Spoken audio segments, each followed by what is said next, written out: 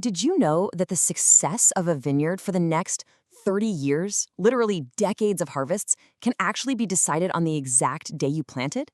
It's true. Welcome to this explainer, where we're going to break down the ultimate guide to starting a highly successful vineyard step by step. I know it sounds intense, but if you get the timing and methods right on day one, you're setting up for generations of incredible, top-tier grape production. But get it wrong, you'll be fighting an uphill battle for a very, very long time. So, here is our roadmap for today. 1. Timing is everything. 2. Climate and soil basics. 3. Preparing the vines. 4. The planting process. 5. Care and maintenance. And 6. Conclusion and action. Let's get into it. Section 1. Timing is everything. And yet, it is a bit of a great debate. Right out of the gate, every aspiring viticulturist faces a massive make-or-break choice: fall or spring planting. In the fall, you're looking at a window right around November, just before the hard winter frosts arrive. For spring planting, that's late March to early April, once the soil temperature steadily rises above 5 degrees Celsius. There's a real physiological trade-off here. Fall actually gives you a higher catch rate and way stronger initial root growth, mostly because the winter moisture settles the soil perfectly around the young roots.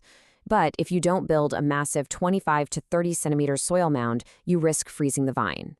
Spring, on the other hand, is the industry standard. It's safer from deep winter freezes, and you only need a tiny 5 to 6 centimeter mound. The catch? You run the risk of rapid soil drying and a slightly slower start. So your choice really boils down to your local weather patterns. Section 2. Climate and soil basics. Let's set the stage. Because timing doesn't mean a thing if your environment isn't actually ready to support the vines. The absolute sweet spot for active vine growth is 25 to 30 degrees Celsius. Grapes love the sun, sure, but push past 40 degrees, and you are going to severely burn the leaves and the fruit. Climate balance is absolutely key here. Beyond daily temps, you need a minimum of 200 days of active vegetation and a total temperature sum of 3,500 to 4,000 degrees Celsius over the season. What about soil pH? That is non-negotiable. You want a slightly acidic range, right between 5.0 and 6.5 to maximize nutrient uptake. And while dormant vines are incredibly tough, they can survive deep winter freezes down to negative 17 degrees, you never want to rush a replant. If you're replacing an old vineyard, you've got to let that soil rest for 3 to 8 years just to clear out pathogens. Testing your soil and tracking your local temps are your mandatory first steps.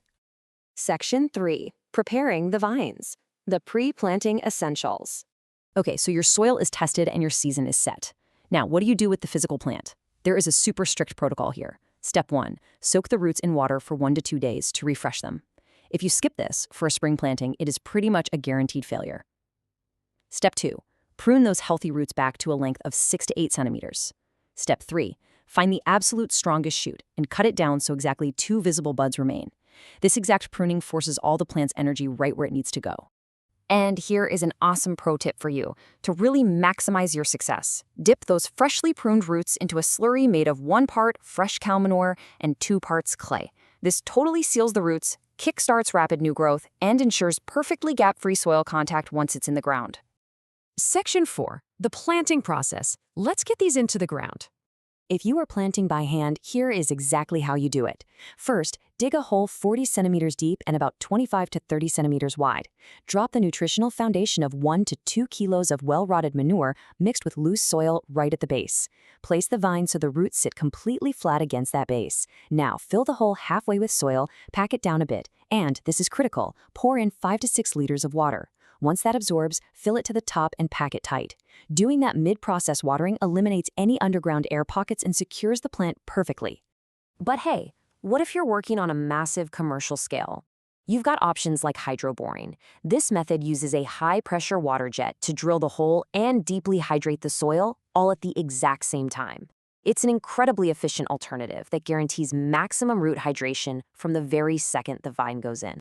No matter how you plant, you have to do these final touches. Keep the graft union perfectly level with the soil surface. Drop a marker stake directly next to the vine so you don't accidentally lose or damage it later.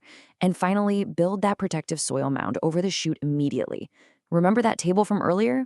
Fall planting means a 25 to 30 centimeter mound. Spring planting, just 5 to 6 centimeters will do the trick.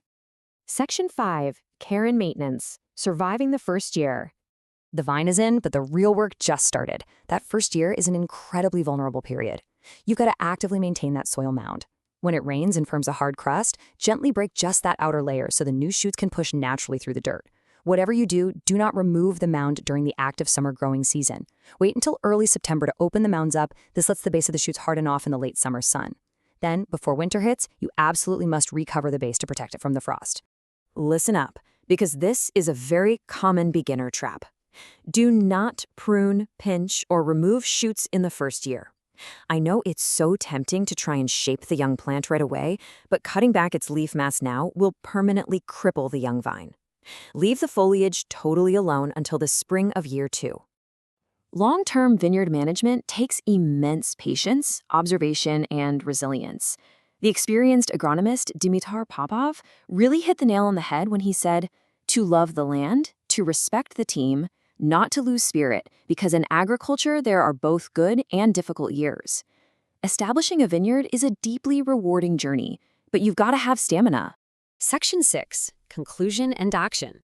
We've journeyed through the critical timing, the exact environmental needs, the planting steps, and the careful nursing of year 1. So I'll leave you with this final provocative thought. Are your local climate and soil pH truly ready for a 30-year vineyard? Before you even grab a shovel, test your soil and consult local agricultural guides. Climate and environmental factors vary wildly by region, and getting region-specific advice is absolute gold. Thank you for joining me for this explainer. Get your timing right, prep meticulously, and here's to a legendary future harvest.